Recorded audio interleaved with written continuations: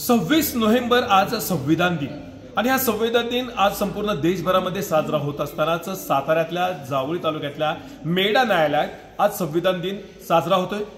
760 दिवे लावून आज या न्यायालय परिसरामध्ये पूर्ण हा उजळून निघालेला आपण पाहू शकतो की पूर्णतः न्यायालय परिसर हा दिव्यांनी उजळून निघालेला आहे। जणू दिवाळीची पहाट असाच या ठिकाणी अनुभव या आजच्या या संविधान दिनाच्या निमित्ताने संपूर्ण कर्मचारी आणि या परिसरातील असणारे न्यायालयातले असणारे सगळे कर्मचारी या विभागातले ग्रामस्थ वकील संघ यांच्या माध्यमातून या ठिकाणी पूर्णतः दिवाळीच्या धर्तीवरच आज संविधान दिन साजरा करण्यात येतोय। भारताचा झेंडा देखील या निमित्ताने दिव्यावर त्याची प्रतिकृती काढण्यात आलेली आहे आणि याच संदर्भात थेट आपण बातचीत करणार आहोत। न्यायालयाचेच न्यायाधीश डॉक्टर विक्रम आव्हाड साहेब, नमस्ते। नमस्कार। लोकशाही न्यूज मध्ये आपलं स्वागत आहे। काय सांगाल, आज संविधान दिन आहे आणि आगळा वेगळा महाराष्ट्रात एक वेगळा संविधान दिन तुम्ही आज दुर्गम डोंगराळ जावळी तालुक्यातल्या न्यायालयामध्ये साजरा करताय, काय सांगाल? आज भारतीय संविधानाचा 76वा संविधान दिन आपण साजरा करतोय।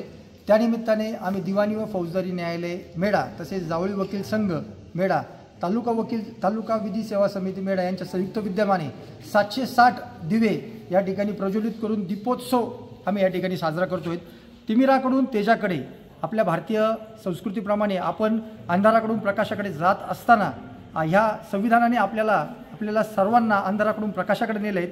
त्याची पुनरावृत्ती होण्यासाठी, लोकांपर्यंत त्याची जनजागृती होण्यासाठी आम्ही हा आगळा वेगळा कार्यक्रम या ठिकाणी संपन्न करीत आहोत। तसेच या दीपोत्सवाव्यतिरिक्त आम्ही भारतीय संविधानामध्ये जे 22 भाग आहेत त्या भागांमध्ये विविध जे चलचित्र आहेत त्या चलचित्रांची माहिती देणारे 2 फलक आम्ही न्यायालयाच्या प्रवेशद्वारावर त्या ठिकाणी लावले, जेणेकरून जनसामान्यांपर्यंत भारतीय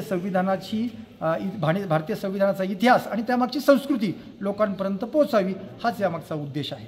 नक्कीच 760 दिवे लावून दीपोत्सव साजरा करतानाचा उत्साह आणि मोठ्या प्रमाणात त्या ठिकाणी दिवाळीचा आनंद देखील या निमित्तानं पाहावयास मिळतोय।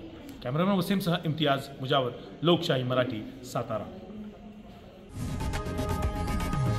लोकशाही मराठी, ऐका, पहा, जागरूक रहा।